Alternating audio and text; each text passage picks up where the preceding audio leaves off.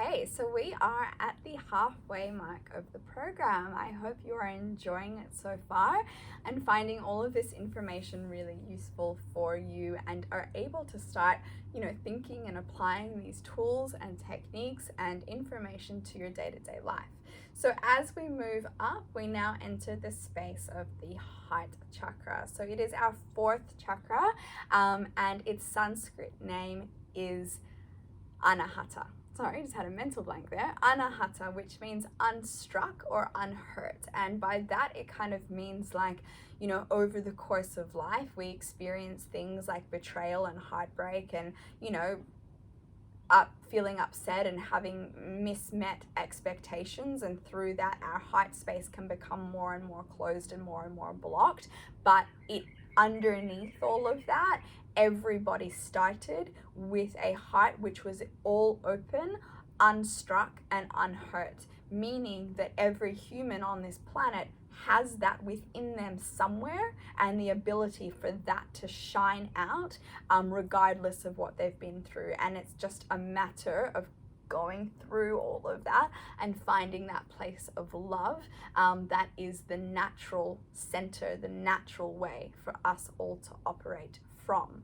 So this symbol of this chakra is the lotus with 12 petals. The color of this area is green. Its element is air, so air being expansive, filling up the room that it occupies, as love and compassion should as well.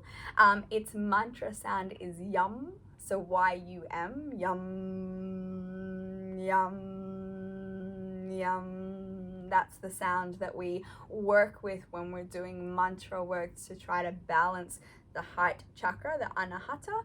Its location is obviously the heart, but more so than that, it is the heart, it is the lungs, the rib cage, and it's actually the meridians that run all the way down the arms into the fingertips. So it governs this whole area of my body, and it is basically the space that I express. It is love, it is compassion, it is openness, vulnerability, and it is my ability to feel love and compassion for myself and others, to set healthy boundaries, to be able to forgive, and to be able to operate from my heart space in a way that is for the greater good of myself and the world around me.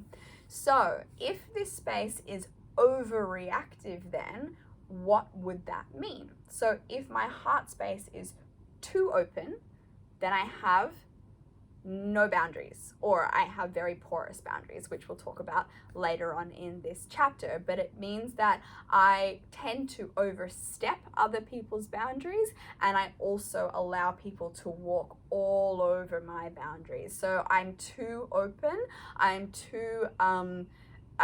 my self-compassion and self-respect is lacking, and so the boundaries then are compromised, and I often live with resentment as a consequence of that, because I am so open that I'm so obsessed with people pleasing, and I'm so obsessed with saying yes even when I want to say no, because I'm so worried about the validation, the love that I need, or I think I need, from other people to make me feel loved and wanted and what have you, not realizing that that actually comes from myself and from me.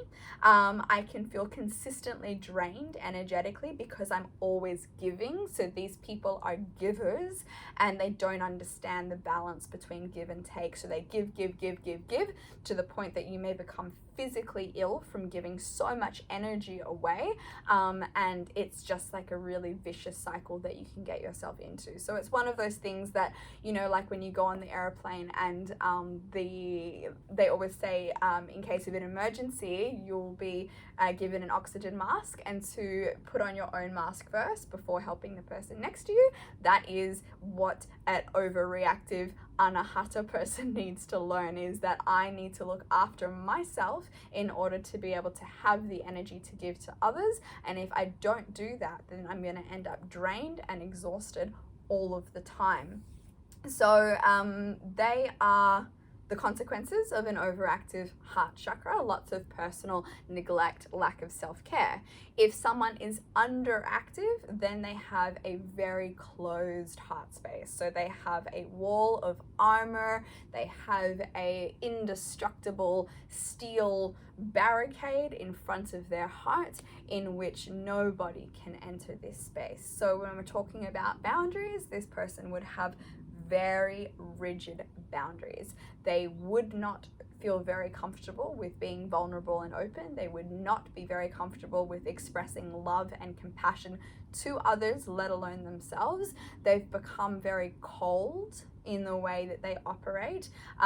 Maybe the hurt that they have experienced has caused them to believe that the world and life is a cruel place and that you need to be armored up in order to be able to survive. So there is no room for compassion, there is no room for love, there is no room for expansiveness and openness, because it is just like it's a non-negotiable that you should be closed up and you should be armored up in order to deal with life.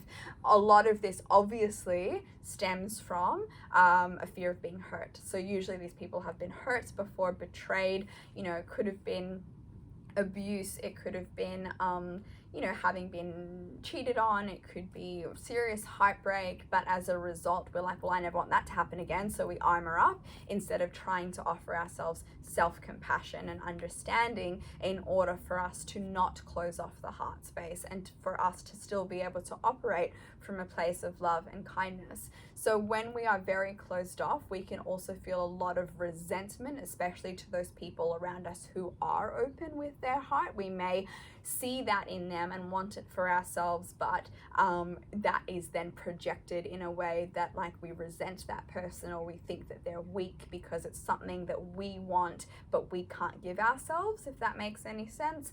We can be very jealous as a result of having a closed heart space, and we can be in very controlling relationships. So we might be so scared of getting hurt that in a relationship we'll try to control the whole relationship, and we will be very selective with how we show our partner love and compassion and openness. And if it is asked of us, we'll kind of seize up and close those walls off and really put up those rigid boundaries. So obviously someone who has a balanced heart space is able to give and receive love in a very balanced way, and that means that they know when there's too much energy out and not enough energy in, and vice versa. It means that they are compassionate to others, but they also very much prioritize putting on your own mask first and self-compassion as a crucial element of being able to operate properly from this space. And in this chapter we talk a lot about self-compassion and how it helps us in life. We also prioritize self-care when we have a balanced heart space, and we really can develop and start to develop more of a compassionate understanding and awareness for what other people are going through in life. So as we move up the chakras, we start to become more and more objective about things, and you'll see how this changes as we kind of go up. But the heart is one of the first places where we start to consider empathy and compassion and understanding for what someone else might be going through, and eventually through that understanding and compassion and awareness we're maybe able to forgive, which we'll talk about later on down the track. So this is the first kind of, okay, there is more to life than just me, and other people on this planet do exist, and other people on this planet have their own story and have their own past and are hurt in their own ways, and it's not just me. So I'm not all about self-pity, I'm more about self-compassion and realizing that compassion needs to be applied to other people as well in order to see their situations. So when it comes to physical symptoms in the body, this can be represented by physically having a very closed and hunched kind of posture. So as a protective mechanism in life, when we are hurt or scared of being vulnerable, we may physically try to protect the area that we are trying to look after, being the heart. We may have really hunched shoulders, really tight shoulders, because we're trying to protect this space. That might be a stance that we take.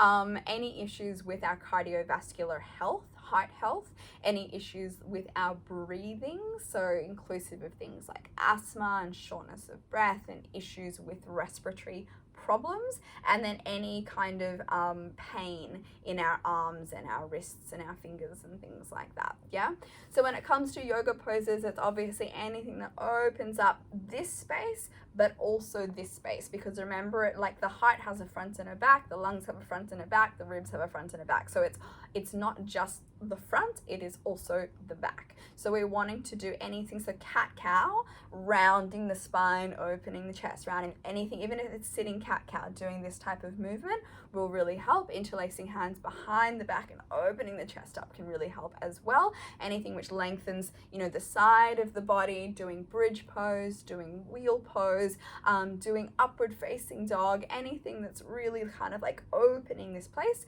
even doing your, your Garudasana arms and expanding through the back. So pulling elbows away from each other, lifting up and folding over to expand that place of the heart and the lungs from the back body, not just the front body.